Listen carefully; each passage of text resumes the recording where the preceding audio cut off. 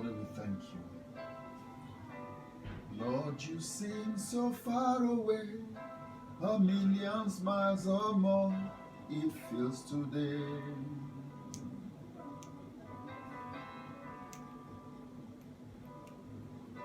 And though I haven't lost my faith, I must confess right now that it's hard for me to pray. But I don't know what to say, and I don't know where to start.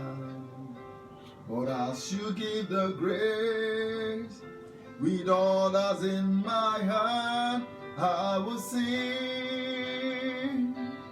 I will pray, even in my darkest hour, through the sorrow and the pain, I will sing, I will praise, lift my hands to honor you, because your word is true. I will sing.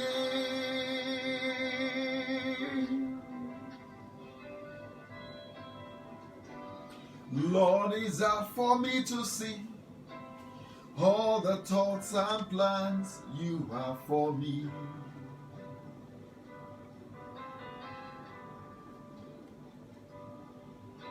But I will put my trust in you, knowing that you died to set me free.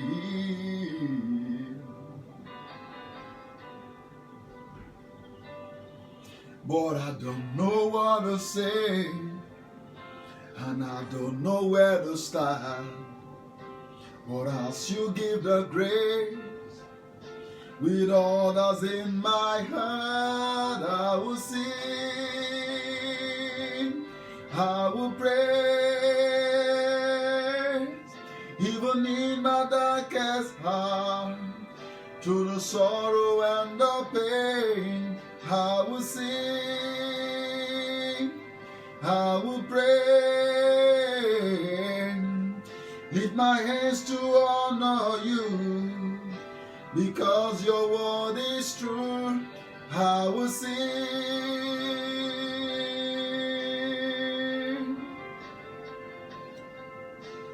Malebo shataya barabado sotianda laba kronomo shitianda baske brada bayaka. Lila liba brananko koyana ni shanda laboro podovo siriata labaske pronomo siriata labaskete. Father, we thank you. Thank you. Thank you. For to all confusion there is an end in you. For to all misery, O God, there is solution in you. To all difficult situation, there is solution, Lord. Lord, we thank you. To all question in life, there is an answer. For you are the only wise God. You are the all-knowing God. You are the only dependable God. You are the one that everyone is dependent on, and you depend on no man. We want to thank you, glorious Father, the large-hearted one, the one who is Jehovah El Shaddai, the multiple, double, glorious-breasted God, the one who satisfies the need of every man in every nation, in every tribe, the one who meets even the needs of animals, the one who cares for his creation at all times. Lord, your wisdom is unmatchable. We thank you. How glorious, O God, is your tabernacle in our midst. We thank you. Thank you, Lord, for you have answer to all questions. You have solution to all problems. Lord, you said if my people who are called by my name, if they will humble themselves and pray, if they will seek me and turn from their wicked way, then I will heal the land. I will show them what they need to do.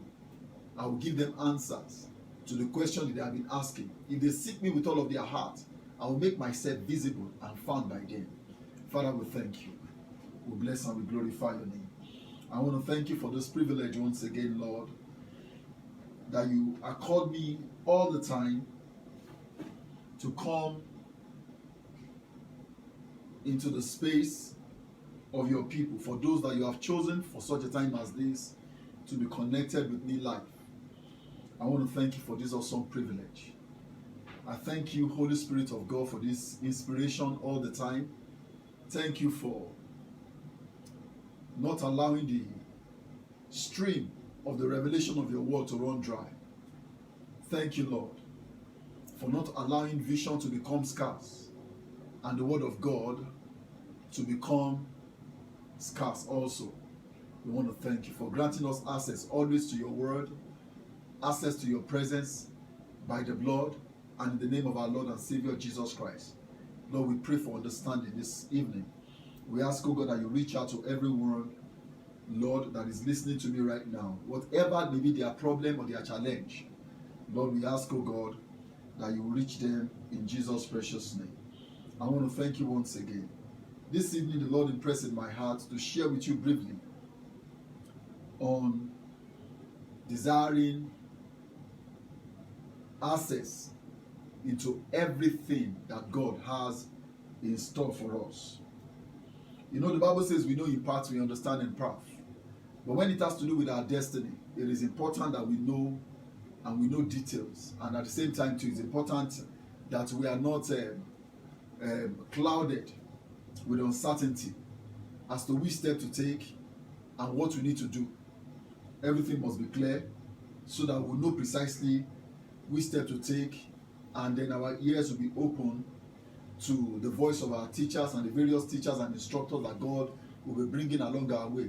Lest it be said of us that their path is no longer like the shining light that shines brighter and brighter unto a perfect day, because it is the will of God that you and I will take steps in the right direction so that our destiny will not be mad, our destiny will not be tainted, our destiny will not be frustrated by the wicked one, no matter how hard they try. I would like to share briefly on certain thoughts concerning the man Balaam, a prophet that I respect so much, even though he ended up, in destruction because of his greed and his covetousness and his error. The Bible talked about the error of Balaam. The Bible also talked about the greed of Balaam, the one who advised the Midianites on how to entrap Israel in adultery so that God himself can be the one to punish them. But there's something unique about him that I want us to learn from, because his story in the Bible is just 2-3 chapters. Numbers 22, 23, and 24. That is where we just saw an introduction of who Balaam is. First and foremost, in Numbers chapter 22, from verse 1, the Bible says that the Israelites traveled to the plains of Moab and camped along the Jordan across from Jericho. Now Balak, son of Zippor, saw all that Israel had done to the Amorites, and Moab was terrified because there were so many people. Indeed, Moab was filled with dread because of the Israelites. So the Moabites said to the elders of Midian, this horde is going to lick up everything around us, as an ox licks up the grass of the field. So Balak, son of Zippor, who was king of Moab at that time, sent messenger to summon Balaam, son of Beor, who was at Pethor, near the river, in his native land. Balak said, a people has come out of Egypt. They cover the face of the land and have settled next to me. Now come and put a curse on these people, because they are too powerful for me. Perhaps then I will be able to defeat them and drive them out of the country.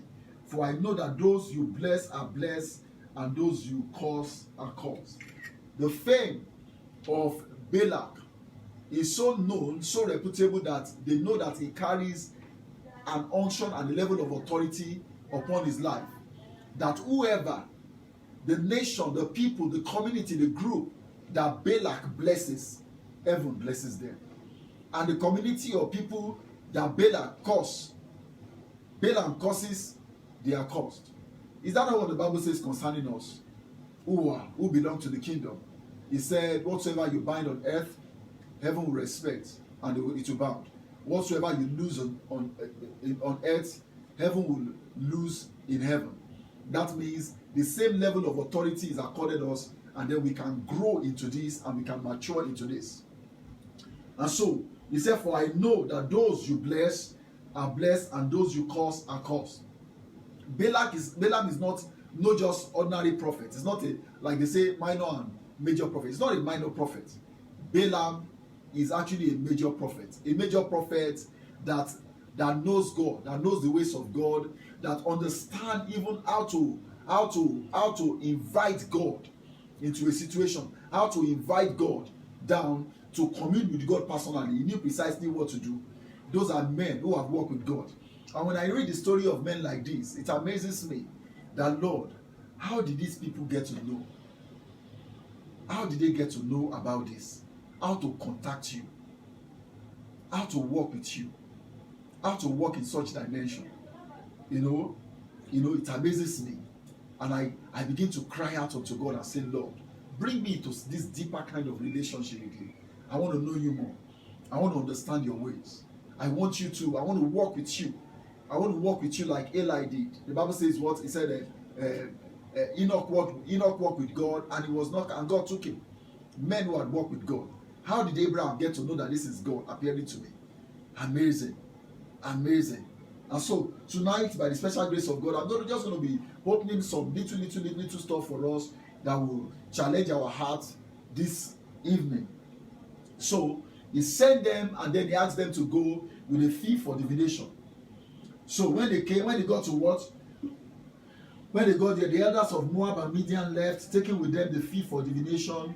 When they came to Balaam, they told him what Balak had said. Spend the night here, Balaam said to them, and I will bring you back the answer the Lord gives me. So the Moabite princes stayed with him. I will bring you back the answer the Lord gives to me. That means that evening he was going to commune with God concerning the people that just came. That, Lord, the people have come to meet me, and this is their problem. What must I do? This means that Balak did not start as a false prophet. Balaam did not start as a false prophet. He started as a what? As a genuine prophet of the Lord who knew how to walk with God. I will give you answer to what the Lord will tell me concerning your situation. And the Bible says, God came to Balaam and asked, who are these men with you? As if he does not know. This must have been a man who had a deep-seated relationship with God. He said, who are these men with you? Balaam said to God, Balak son of Zippor, king of Moab, sent me this message. A people that has come out of Egypt cover the face of the land. Now come and put a curse on them for me. Perhaps then I will be able to fight them and drive them away. He repeated the same thing. But God said to Balaam, do not go with them. You must not put a curse on those people because they are blessed. Now, God never told him that these people are my people. God never told him that these are Jews. God never told him that these are Israelites. He never told him that at all. Because that's where I'm going now. God only told him that these people, they are blessed, so you cannot go with them. So the next morning, Balak got up and said to Balak princes, go back to your own country, for the Lord has refused to let me go with you. For the Lord has refused to let me go with you. So the Moabite princes returned to Balak and said, Balaam refused to come with us. And then you know the story very well. And along the line, he eventually went. But this is another point that I want to show us.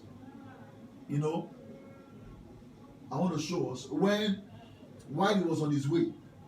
In verse 21, Balaam got up in the morning and saddled his donkey and went with the princes of Moab. But God was very angry when he went. And the angel of the Lord stood in the road to oppose him.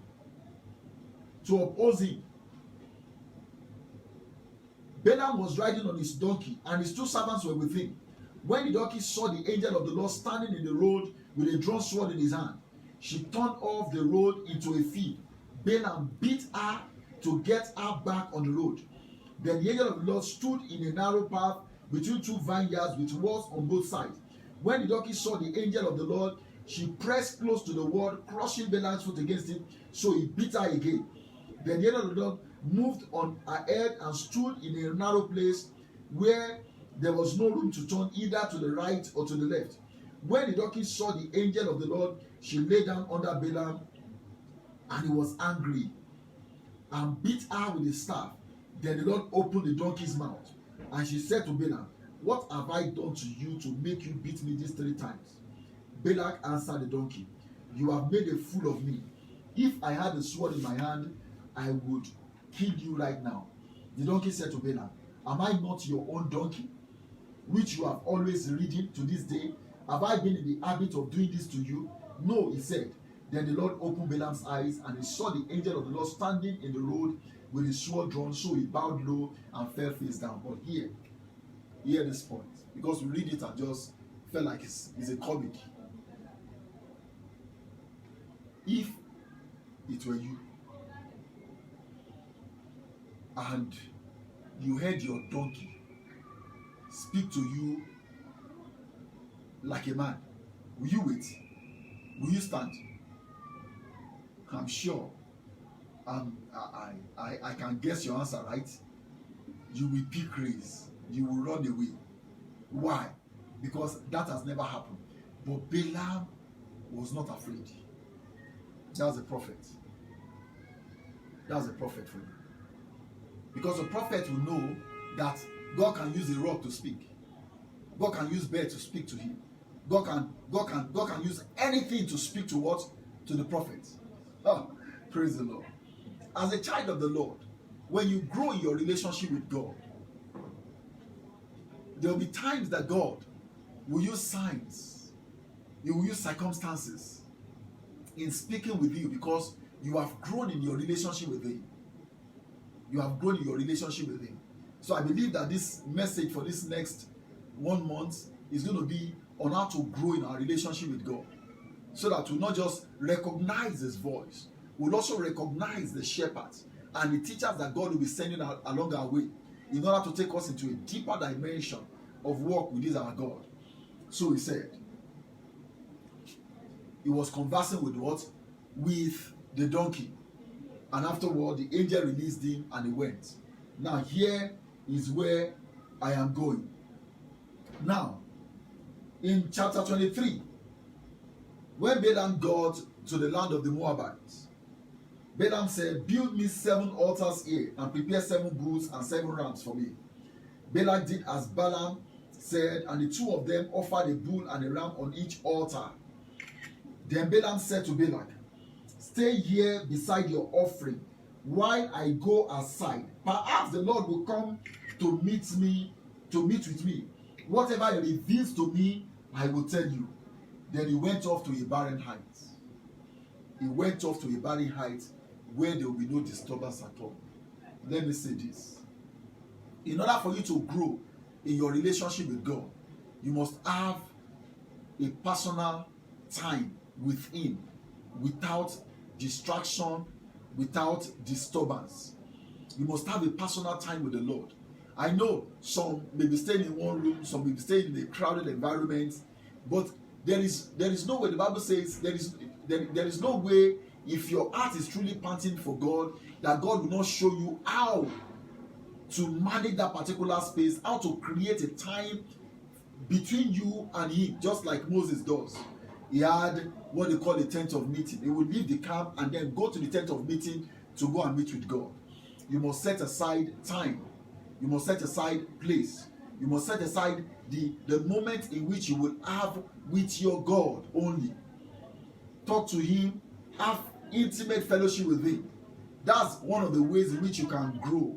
Then God can begin to what? He can begin to get Himself, you familiar with Him, because God knows everything about you. It's you that don't know an inch about the Lord.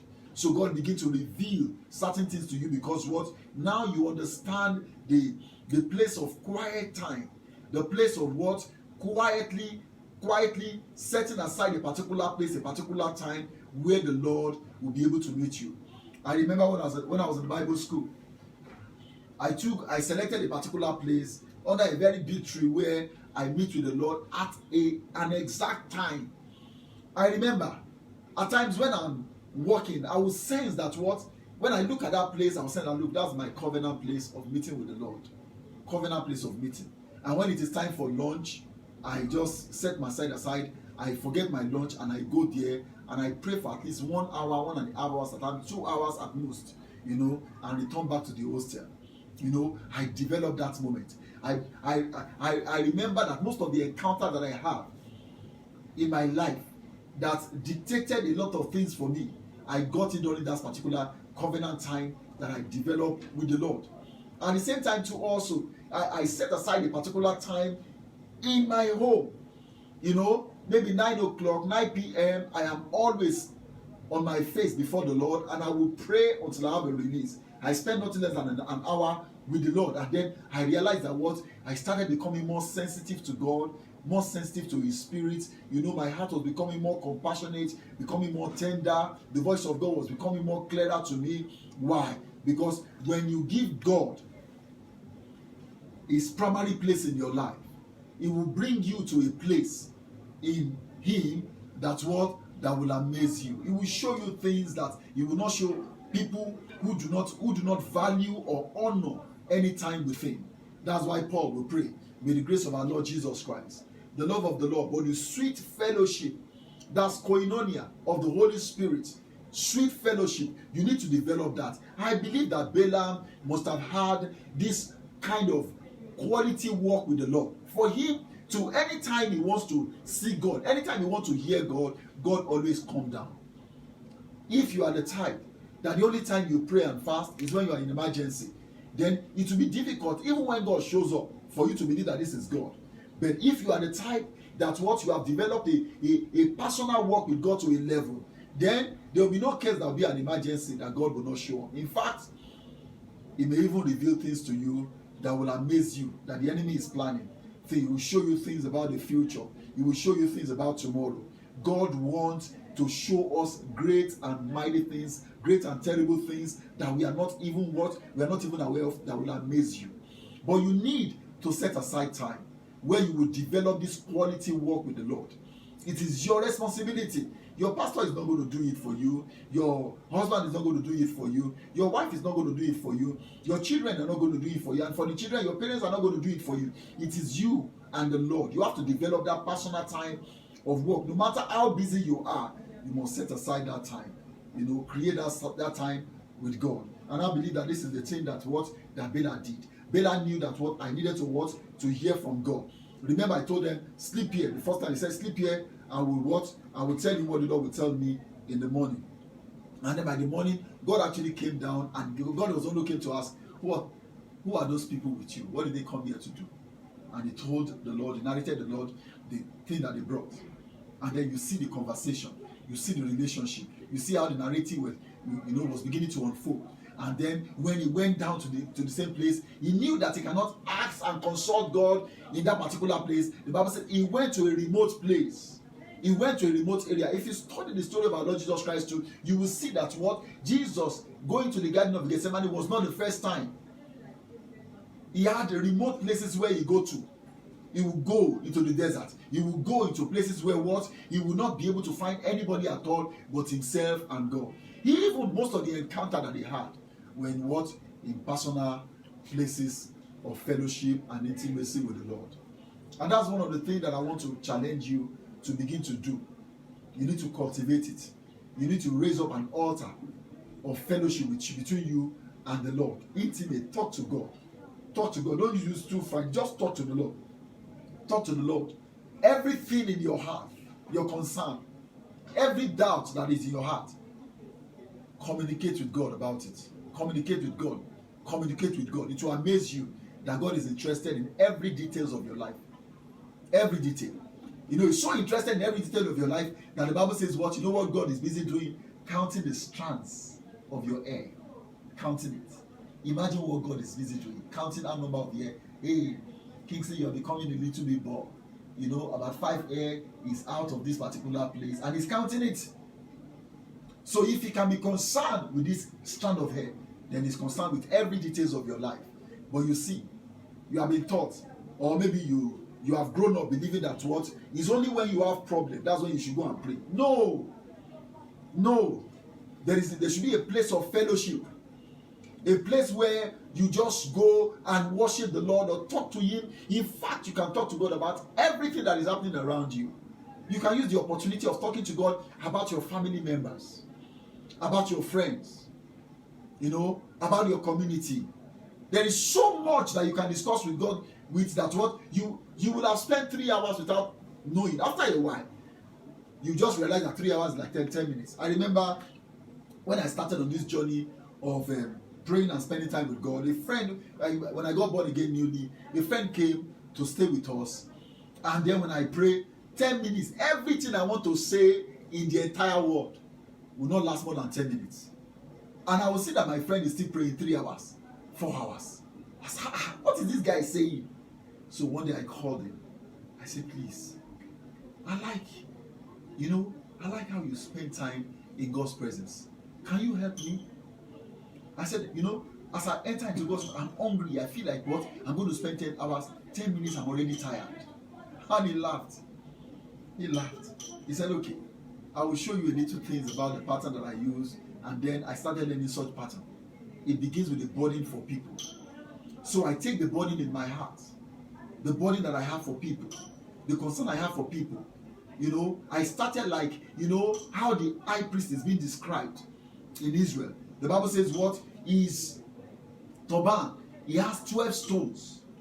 And those 12 stones represent the 12 tribes of Israel. He said, and there is a breastplate of righteousness that he put on his what? That he put on his chest. And on it are what?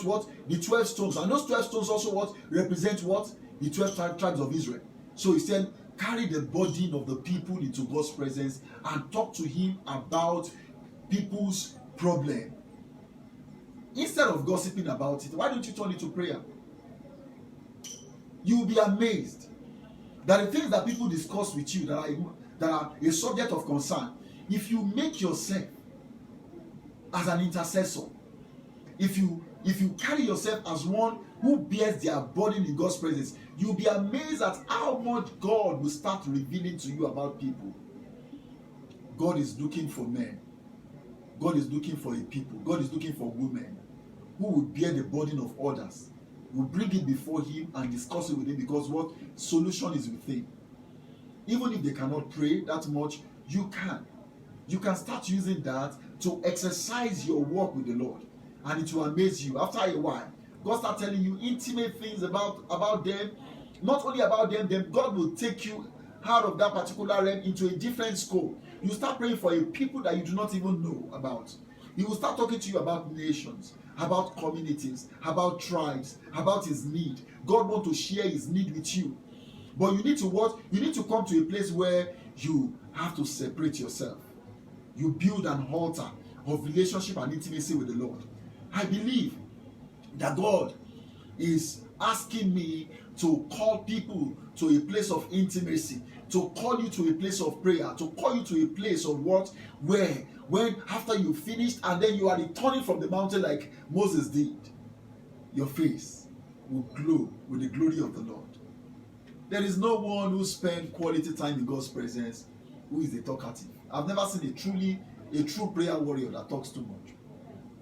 I've not seen. I've seen people who say they pray, but they talk a lot. But I've never seen a true prayer warrior that talks too much. One day I was talking with, some of my members were one who said, Pastor, because discussing and then I'm praying. Say, sir, why are you always moving your mouth? I said, I have a lot to talk to God about. I have a lot. God shows me this, I talk to Him about it. He shows me that, I talk to Him about it. I'm walking on the road, I see a particular need, God shows it to me, I have a burden in my heart, I offer prayer immediately concerning that particular situation. I see somebody crawling, I say, oh Lord. I start praying for the person. I may not know the person, but you see, it's a burden. When you carry and allow the Holy Ghost when you begin to bear the burden with Jesus, bear the burden with the Holy Ghost into God's presence, you will be amazed at the amazing thing that He will show you. He will show you great amount of things that you do not know of. He will open your ears to begin to hear things that ordinary people do not even hear. Balaam has grown to such a state where the donkey spoke with him and he was not afraid. Why? Because the Bible says in Job chapter 5, and you shall have a covenant with the what? With the stones of the field, and the wild animals will be at peace with you. So they do not terrify you. You are not afraid of them. Why? I remember, one whole elderly pastor discussed a lot with me. I like sitting with elderly people. So when we were talking, he told me about when he got born again. When he got born again, he said there was a man that his pastor was uneducated. In fact, he used to smoke Indian hemp when the Lord arrested him. It was a total knockout. One of these agberos that they call, they say agberos, or probably maybe a tout. When the Lord called, when he had an encounter with God, he said, this man at a point in time, he said he hears when animals are talking, when birds are talking, he hears their conversation. He said he thought he was running mad. That was the kind of gift that God gave him. He will see birds talking and he will be hearing their conversation. He will hear the conversation of animals. He said at a point in time, he said, Lord, no. When you walk with God to a certain level, God will make you hear things. Is that not what happened to Paul? At a point in time, the Lord took him to the third level. And he said, I heard voices that I was not even permitted to come to earth to describe or to explain. But that cannot just happen if you are somebody who is far away from God. It happens when you are developing your relationship with God. A quality walk with the Lord. A quality walk with God. Now I'm going to run because this is going to be a series. So it's not something I'll just pump at you. But I just want to show you some things about Balaam that I believe we can learn from. Hear what he said. He said, then he went off to a barren height. God met with him, and Balaam said, I have prepared 7 altars, and on each altar I have offered a bull and a ram, as if God did not see. But that's the way to converse with God. He knows that God knows, but he needed to just have the conversation with the Lord. He said, oh, this is what I have done. The Lord put a message in Balaam's mouth and said, go back to Balak and give him this message. So he went back to him and found him standing beside his offering with all the princes of Moab. Then Balaam uttered his oracle. Balak brought me from Aram, the king of Moab, from the eastern mountains. Come, he said, curse Jacob for me. How did he know that the people that God told him to not curse, or because they are blessed, are what? The tribe of Jacob. Do you see what I'm saying here? He said, curse Jacob for me and denounce Israel. Word of knowledge. Word of knowledge. How can I curse those whom God has not cursed? How can I denounce those whom the Lord has not denounced? From the rocky peak, I see them. Vision. Vision. From the height, I view them. I see a people who live apart and do not consider themselves one of the nations, who can count the dust of Jacob or number the 4th part of Israel. Let me die the death of the righteous, and may my head be like theirs. Praise the Lord. He mentioned Israel. He mentioned Jacob. He mentioned Israel. He mentioned Jacob. God wants to speak with you about towns, about cities, about communities, about tribes, about people group that have not been reached. God wants you. He wants to communicate such with you. God is looking for those that can pray His glory into those communities, that can pray His presence into those places. God is looking for a people who will say, Lord, I am pledging my allegiance with you. I want to walk with you. I want you to talk to me about nations that you may not even see, the people that you may not even see. I remember when I was in Bible school, the Lord specifically told me, said, join the mission department. So started from theology, so I moved to the mission department. And in the mission department, we had to adopt some people group. So I adopted some people group, and at the same time too, I sow missionary offering towards them. I also give money towards their children's education. Even as a student, I started doing that while as a student, and I will pray for this group. And so I kept on praying that one day the Lord will give me the privilege of going to visit the family that I've been praying for. to even see how they are doing, you know, but you can do it from where you are. You can start asking the Lord, Lord, share your burden of the people, share your burden of the earth, share your burden of the human race with me. I am ready. You'll be amazed. 1 hour will not be enough again. 2 hours will not be enough again. Stop praying selfish prayer, just you and your family, your immediate family alone. No. Pray. Pray. Pray for those of you who are ministers. Pray for other ministers. Pray for their churches. Pray for their ministry. Pray for their program. Pray for the people. Pray for the brethren. Extend your heart. Let it become large enough for the Holy Ghost to be able to use you. I pray for you that may the spirit of grace and supplication be poured forth upon us in this time and in this age. And then may the Lord Almighty, O God, open our eyes and give us visions. Open our ears, O God, and give us instruction, and help us to recognize the voice of our shepherd. And Lord Almighty, recognize our teachers. And Lord Almighty, O God, be able to learn how the Lord will lead us. Lord, we yield ourselves unto you. It's a call to prayer, and higher call to prayer, to intimacy, to fellowship, to relationship with you. Please help us. Uphold us. And Lord Almighty, we are ready for a great adventure in Jesus' precious name. Please connect with us on our Instagram page and then on our YouTube channel, Kingsley Ifeanyi Award Outreach TV. And I believe that the Lord will bless and increase you. Thank you so much for staying put. Have a wonderful day.